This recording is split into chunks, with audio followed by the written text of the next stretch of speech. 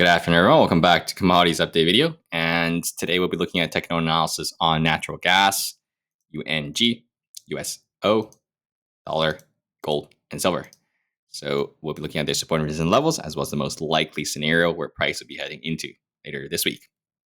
I just did a video and it disappeared on me, so I'm just going to do this one a lot quicker, and we'll get to the key points. So right now we're looking at unadjusted chart. So you got to click this little BADG on the bottom so you don't have any of those gaps. You see all these contract gaps. That messes with the chart.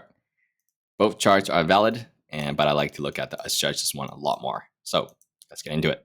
And if you guys learn anything, feel free to like, share, and subscribe. They're always appreciated. And currently, we're looking at 8-hour time frame on NG. You can see, I'm looking at the EMA 12, which is exponential average 12. This is a bounce, bounce, bounce, bounce. So you can see that when we finally broke below it, you can see right here on Friday is a rejection. And now bears tried to confirm the downtrend, the lower low again, but they couldn't. That's why the bulls bought that up here. Now that's question is, and now the EMA 12 on the 8-hour active support again. So we can see that we're slightly above it. I don't want to say this is a clear breakout because we're literally just come up and then market closed. So what I want to see, let's see if we make another little leg up and the EMA starts to curl up. And when it touches it, I want to see it bounce off of that. And that's a clear sign for me that's now acting in support. If that does happen, we're probably going to come up to test this prior high again, which is also this major resistance for long-term rejection here, like 5 times, another rejection here 3 times, another 3 times rejection here, and another rejection here. So major resistance, obviously. But if we can hold that 8-hour EMA on the next bounce up and as the active support, good chance we will backtest this level again. And maybe we'll get a breakout or something like a tiny range where we bounce, curl down again, get smaller, breakout. All right, that is probably what would happen if this 8-hour EMA ends up holding. All right, and if you guys like to support the channel, feel free to go to YouTube, and the Patreon link is there, as well as if you guys need any tickers you want to look at or any kind of one-on-one mentorships, check out the Patreon link. And thanks everyone for the support, and everything is free. Discord is free. You can come join the Discord as well, come hang out, chat, and let's take a look at UNG. UNG, same idea. So 8-hour, very clear. See pretty much to the tick, bounce, bounce. It's like not to the tick, but guys get the idea. We were been above it for the whole time here as well, and now we're just back below it. So that's why I won't want to say it's a clear breakout either for NatGas or UNG. What I want to see is another leg up as well, slight leg up, and as this EMA curls up, I want to see active support and bounce off of it as well. That'd be the most ideal scenario for bulls. You bears on the next bounce, make it a fake out, and then we come below that EMA and then break through that. That'll be an 8-hour downtrend confirming. So that will be more momentum to the downside. If that happens, then we're probably going to retest this breakout point. You can see we tried there for this level for like 4 days because this was this resistance right here. So we'll likely get a retest if we do break through that. But ideally, bulls don't want to see that become a retracement, and you start messing up with the momentum on the bull side.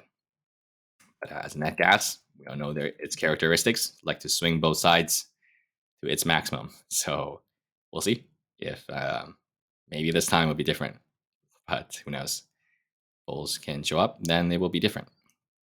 All right, got oil. Big up on oil, and still in the megaphone.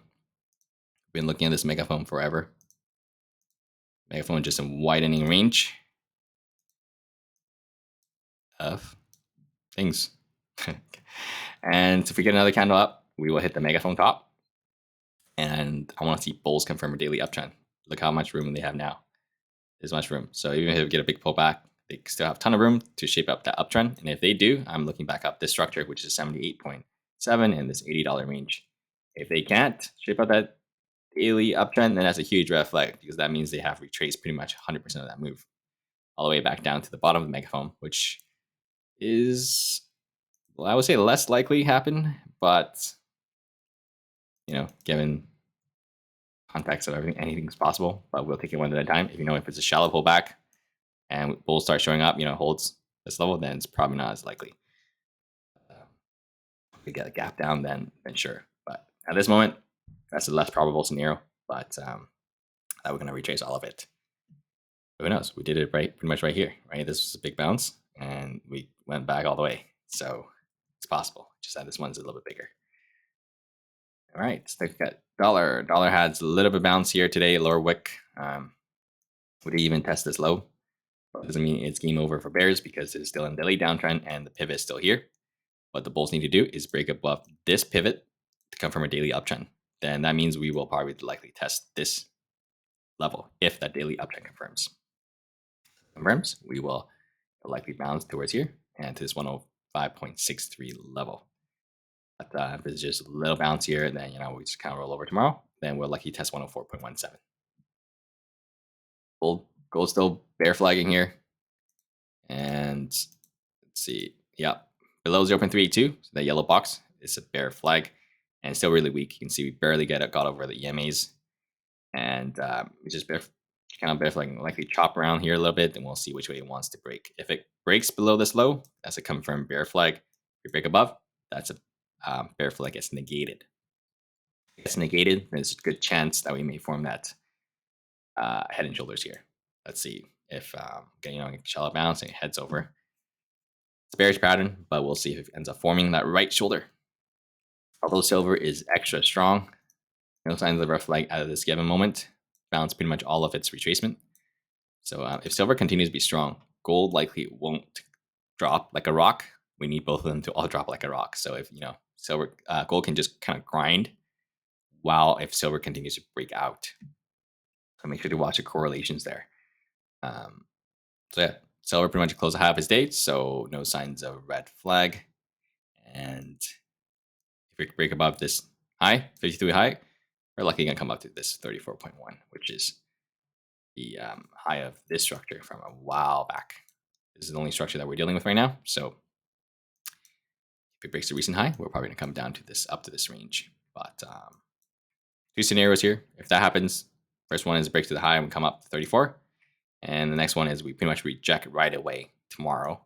We form a tiny range, which was just tighten up, picking up, get smaller, get smaller, get smaller. And it'll be a tiny range for a couple of days, maybe like till next week. And then it'll break.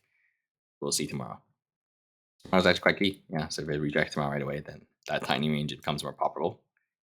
Just break out. We're looking at up to 34. All right. That's all I got for you guys. Have a great rest of you guys this week. I'm not here Thursday. I'm going to be out. So I'll see you guys Saturday. And if you guys got any questions, feel free to comment below on YouTube, Patreon, come to Discord, hang out, and ask about anything. Yeah. And have a great rest of you guys this week.